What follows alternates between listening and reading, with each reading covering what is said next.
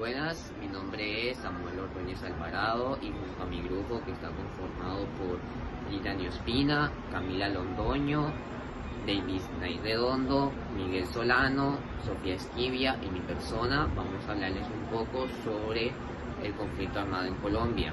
Teniendo en cuenta esto, para empezar, tenemos que tener en cuenta que este ha sido uno de los conflictos más largos y más importantes de la historia contemporánea del siglo XX, para decirlo uno de los más complejos. Tenemos que tener en cuenta también que hay unos autores en los cuales se encuentra la guerrilla, los paramilitares, las fuerzas estatales y los narcotraficantes. Este conflicto ha sido alimentado por diversas causas, como lo puede ser las desigualdades sociales, las exclusiones políticas, la concentración de tierras y la debilidad de algunos estados en la región. A lo largo de más de 5 décadas, millones de colombianos han sido afectados por la violencia, debido a una violación de derechos humanos, desplazamientos forzados y una fragmentación social. Aunque se han intentado buscar tratados de paz, pues este conflicto ha evolucionado y adaptado a las dinámicas actuales, requiriendo así ayuda de todo el país, hasta incluso intervenciones de países extranjeros. Aunque se dio también un tratado de paz con las FARC en 2016, pues la cual ayudó bastante en el desarrollo de la paz en Colombia. Aún así siguen habiendo varios conflictos, los cuales todavía afectan a las comunidades colombianas.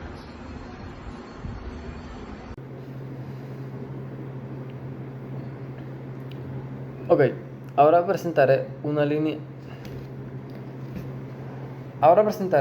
de tiempo bastante detallada sobre el conflicto armado en Colombia, pues desde sus inicios en el año 1948 hasta la actualidad, año 2024. Y empezamos en el año 1948 con el asesinato del líder político liberal Jorge Eliezer Gaitán, que pues se le dio la denominación de El Bogotazo, y fue el inicio de lo que llamamos el periodo de la violencia en Colombia. Este enfrentamiento entre liberales y conservadores pues se dio inicio con este asesinato de este líder político, ya que pues fue como la gota que derramó el vaso para empezar este ciclo.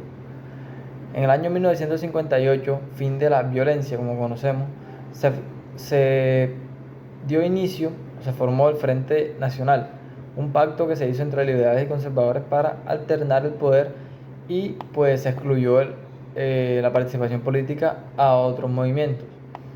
En el año 1964 se fundó la guerrilla de las FARC, las Fuerzas Armadas Revolucionarias de Colombia, y el ELN, el Ejército Liberal Nacional, de Liberación Nacional, como respuesta a la exclusión política y la desigualdad social. En el año 1970 surge el M-19, Movimiento 19 de Abril, un grupo guerrillero pues, que se inspiró en el nacionalismo y la justicia social, tras el presunto fraude de las elecciones presidenciales del año 1970. En el año 1982, la elección de Belisario Betancur como presidente de Colombia, quien impulsó negociaciones de paz con las Fuerzas Armadas Revolucionarias de Colombia y el M-19. En el año 1985, la toma del Palacio de Justicia en Bogotá, en manos del M-19, en el cual mueren pues, más de 100 personas, incluyendo magistrados, guerrilleros y algunos civiles. En el año 1989, el asesinato de Luis Carlos Galán Sarmiento, candidato presidencial que murió en manos del cártel de Medellín encabezado por Pablo Escobar. Y pues ahí se empieza a ver un entrelazamiento entre la violencia de lo que son las guerrillas con el narcotráfico. En el año 1990, la desmovilización del M-19 y su transformación en un partido político tras la firma de un acuerdo de paz con el gobierno de Virgilio Barco.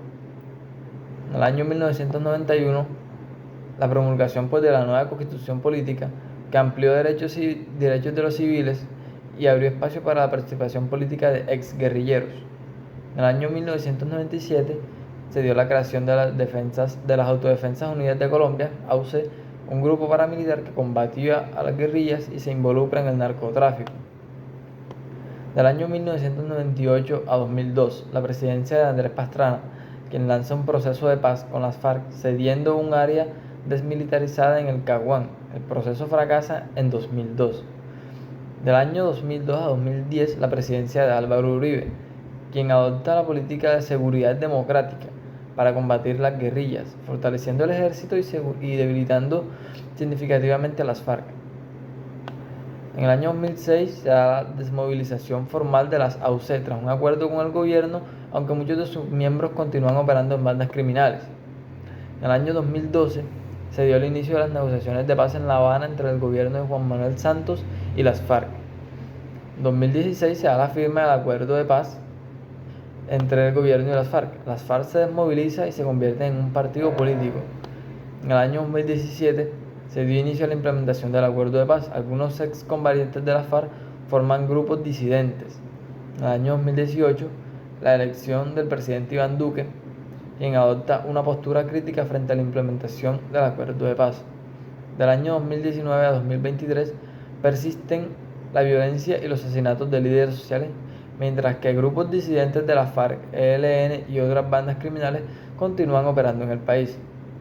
En el año 2022, la elección del presidente actual Gustavo Petro, primer presidente de izquierda en la historia de Colombia. Petro se compromete a retomar los diálogos con el ELN y a implementar plenamente el acuerdo de paz con la FARC. En el año 2023 persisten los desafíos de seguridad en Colombia, incluyendo la violencia en las regiones rurales y la implementación incompleta de los acuerdos de paz, mientras que el gobierno busca nuevas negociaciones con grupos armados. En este conflicto podemos decir que participaron varios actores, cada uno con sus propios intereses, ideologías y métodos.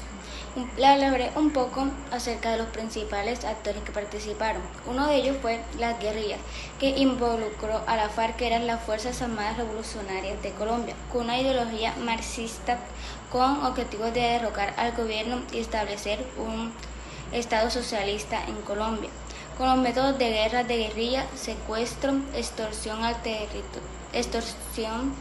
control territorial y el narcotráfico para el financiamiento.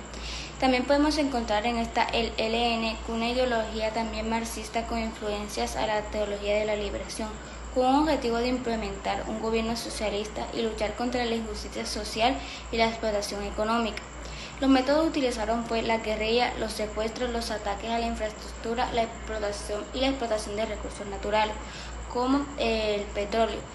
También podemos encontrar el M-19, con una ideología nacionalista con influencias socialistas, con un objetivo de luchar contra la corrupción y el fraude electoral, promoviendo reformas políticas y sociales. Los métodos utilizados fueron la toma de edificios, los secuestros, los asaltos y las negociaciones políticas. Como segundo lugar podemos encontrar los grupos paramilitares como el AUC, Autodefensas Unidas de Colombia, con una ideología contrainsurgente con conexiones al narcotráfico, con el objetivo de combatir las guerrillas y proteger los intereses de los terratenientes y empresarios. Unos métodos que eran de masacre, desplazamientos forzados, asesinatos selectivos y el control territorial y el narcotráfico. También podemos encontrar los grupos paramilitares locales con un objetivo de proteger territorios específicos y combatir las influencias de guerrillas contra regiones rurales. Un método de violencia extrema, desplazamientos forzados y alianzas con los narcotraficantes. En tercer lugar podemos encontrar las fuerzas del Estado, con un objetivo de mantener el orden público y la integridad territorial, combatir a las guerrillas y a los grupos paramilitares. Los métodos utilizados fueron las operaciones militares, la inteligencia, la colaboración con los paramilitares en algunos casos y la política de seguridad democrática. En cuarto lugar podemos encontrar a los narcotraficantes, como los carteles de droga como el de Medellín, Cali y Norte del Valle, con objetivo del control de negocios del narcotráfico, protección de rutas y operaciones. Los métodos utilizados fue la financiación de grupos armados, tanto guerrillas como paramilitares, violencias extremas y corrupción de los funcionarios. En quinto lugar podemos encontrar la Iglesia Católica y otros grupos religiosos, con un objetivo de mediación en el conflicto como defensa de los derechos humanos y apoyo a los pobres y oprimidos, con métodos de intervención en los procesos de paz, promoción de la teología de la liberación y las defensas de las comunidades afectadas por el conflicto. Y por último lugar, la comunidad internacional como los gobiernos extranjeros, principalmente Estados Unidos, con un objetivo de influencia en la lucha contra el comunismo durante la Guerra Fría, posteriormente la lucha contra el narcotráfico. Los métodos utilizados fueron la asistencia militar, económica y la economía del gobierno colombiano, del Plan Colombia, la financiación y el entrenamiento militar, la organización de internacionales como la ONU, objetivo promover la paz, los derechos humanos y el apoyo humanitario. Los métodos utilizados fueron la monitoreo de las violaciones de los derechos humanos y la facilitación de los procesos de paz.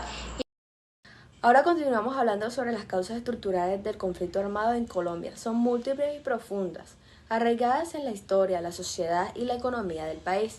A continuación, se describen las principales causas estructurales que han contribuido al prolongado conflicto. Primer punto, desigualdad social y económica. La concentración de la tierra. Uno de los factores más importantes ha sido la concentración de las propiedades de la tierra en manos de unos pocos, lo que ha generado desigualdad extrema, especialmente en las áreas rurales. El latifundismo ha desplazado a pequeños campesinos y ha contribuido a la pobreza rural, pobreza y desigualdad. La pobreza generalizada y la falta de oportunidades económicas ha sido un caldo de cultivo para la inseguridad.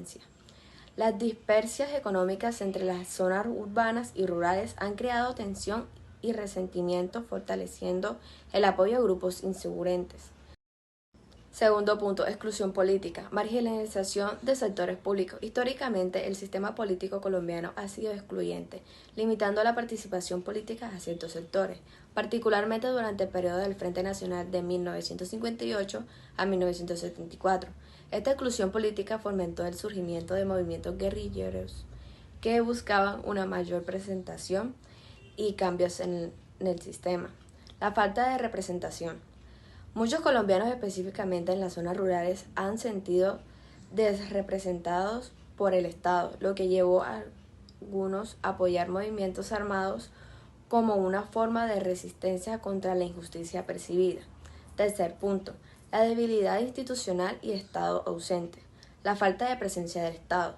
En muchas áreas rurales de Colombia, el Estado ha estado ausente o ha mostrado una presencia débil, lo que permitió que grupos armados, tanto guerrillas como paramilitares, llenaran el vacío del poder, ofreciendo servicios y justicias locales a la población. Y abuso de poder. La corrupción endémica de las instituciones gubernamentales y la impunidad han erodizado la confianza en el Estado y han impedido la implementación efectiva de políticas que podrían haber abortado las raíces del conflicto. Cuarto punto, narcotráfico. Financiamiento del conflicto. A partir de las décadas de 1980 y 1990, el narcotráfico se convirtió en una fuente de financiamiento para todos los actores armados, incluidos guerrillas y paramilitares, y en algunos casos fuerzas del Estado. Esto no solo prolongó el conflicto, sino que también intensificó la violencia y criminalidad. Economía ilegal. La independencia de la economía ilegal relacionada con el narcotráfico ha creado dinámicas de poder y control territorial que limitaron la violencia y la lucha por los recursos. Quinto punto, exclusión y discriminación social. Discriminación ética y racial. Comunidades indígenas, afrocolombianas y campesinas han sido históricamente marginadas, tanto social como económicamente. Estas comunidades a menudo se han encontrado en medio del conflicto, sufriendo desplazamientos forzados y violencia de los derechos humanos. Desplazamiento forzado. La violencia ha causado uno de los desplazamientos internos más grandes del mundo, afectando principalmente a los más vulnerables y exacerbando la pobreza y la desigualdad. Sexto punto, conflicto de tierras y recursos naturales. Disputas por tierras. Las disputas por tierras, a menudo relacionadas con la falta de título de propiedad claros, han sido un factor clave en el conflicto, especialmente en las zonas rurales. Las luchas por el control de territorios fértiles y ricos en recursos naturales han alimentado la violencia. Explotación de recursos naturales. La extracción de recursos como el petróleo, oro y otros minerales han extraído tanto a grupos armados como multinacionales, causando conflictos con las comunidades locales que defienden sus territorios. Séptimo punto, contexto internacional. La Guerra Fría. Durante la Guerra Fría, el conflicto en Colombia fue influenciado por la lucha global entre el comunismo y el capitalismo, con Estados Unidos apoyando al gobierno colombiano en su lucha contra las guerrillas marxistas. El apoyo externo y presión internacional. El apoyo militar y financiero de actores internacionales como el Plan Colombiano financiado por Estados Unidos tuvo un impacto significativo en la dinámica del conflicto, tanto en términos de intensificación de la guerra como en los esfuerzos de paz. Ya para concluir, estas causas estructurales han interactuado de manera compleja, alimentando un conflicto prolongado que ha afectado a millones de personas y ha dejado cicatrices profundas en la sociedad colombiana. Abordando estas causas ha sido y sigue siendo un desafío central para la paz duradera de Colombia. Conflicto armado en Colombia. El conflicto armado en Colombia involucró a diversos actores, incluidos los agentes del Estado y la Iglesia Católica. Cada uno desempeñó un papel crucial, aunque con diferentes enfoques y objetivos. Los agentes del Estado colombiano, principalmente el gobierno, las fuerzas militares y la policía, han sido actores centrales en el conflicto armado. El objetivo que tenía el gobierno nacional era mantener la estabilidad y el control del país, combatir a las guerrillas y otros grupos armados para proteger la soberanía nacional y el pueblo. Se tomaron como acciones unas políticas de seguridad. A lo largo de las décadas, diferentes gobiernos adoptaron estrategias para enfrentar el conflicto, desde la confrontación militar directa hasta la negociación de paz. Por ejemplo, Álvaro Uribe, en el periodo del 2002 al 2010, implementó la seguridad democrática, una política que buscaba debilitar a las guerrillas mediante una fuerte ofensiva militar. En contraste, Juan Manuel Santos, en 2010 a 2018, priorizó el diálogo, culminando con el acuerdo que había con la FARC en 2016. Las negociaciones de paz. Varios gobiernos intentaron negociar con las guerrillas. Los esfuerzos de Belisario Betancur en los años 80 y el acuerdo de paz de 2016 bajo Santos son ejemplos notables de estos intentos. Se dan las reformas institucionales. La Constitución de 1991, promovida durante el gobierno de César Gaviria, fue un intento por modernizar el Estado y ampliar la participación política para abordar algunas de las causas estructurales del conflicto. La teología de la liberación es un movimiento teológico y social que surgió en América Latina en la década de 1960, especialmente dentro de la Iglesia Católica. Se caracteriza por su enfoque en los pobres y oprimidos, promoviendo una interpretación del cristianismo que insiste en la justicia social, la liberación de la opresión económica y política y la acción concreta para transformar la sociedad. En el contexto y el origen hablaremos sobre las raíces sociales y la política. La teología de la liberación nació en un contexto de extrema pobreza, desigualdad y dictaduras en América Latina, que fue inspirada por las luchas de los movimientos sociales y las teorías marxistas. Esta teología se desarrolló como una respuesta a la explotación y la opresión de las masas populares. Se da la Conferencia de Medellín en 1968, la segunda conferencia general del Episcopado Latinoamericano, celebrada en Medellín, Colombia, fue un hito para este movimiento. Los obispos latinoamericanos adoptaron posturas que apoyaban a los pobres y denunciaban la injusticia social, dándole legitimidad a la teología de la liberación dentro de la Iglesia.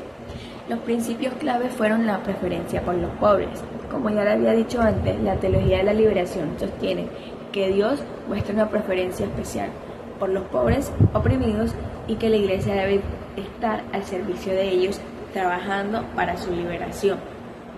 Se da el compromiso con la justicia social. Los teólogos de la liberación abogan por un cambio estructural en la sociedad que elimine las causas de la pobreza y la opresión. Ven la salvación no solo como un tema espiritual, sino también como algo que debe manifestarse en la liberación concreta de las injusticias de este mundo. La lectura contextual de la Biblia. Este movimiento promueve una interpretación de la Biblia desde la perspectiva de los pobres, entendiendo las escrituras como un llamado a la acción social y política. Está la influencia y controversias que tuvieron un impacto en movimientos sociales. Por ejemplo, la teología de la liberación ha influido en numerosos movimientos sociales en América Latina, incluyendo por los derechos de los campesinos, trabajadores y comunidades indígenas. Algunos líderes guerrilleros, como los de la ELN, en Colombia se inspiraron en estos principios para justificar su lucha armada. También se dio una relación con el Vaticano. Si bien la teología de la liberación fue ampliamente aceptada por sectores de la Iglesia en América Latina, también enfrentó críticas y resistencias especialmente del Vaticano durante los papados de Juan Pablo II y Benedicto XVI. La Iglesia. En conclusión, el conflicto armado en Colombia nos refleja las desigualdades sociales y las tensiones de este país. La paz en Colombia no solo significa desarmar y reintegrar a los combatientes, sino que también se dé un esfuerzo continuo del Estado para abordar estas causas estructurales y así no volver a pasar por este tiempo.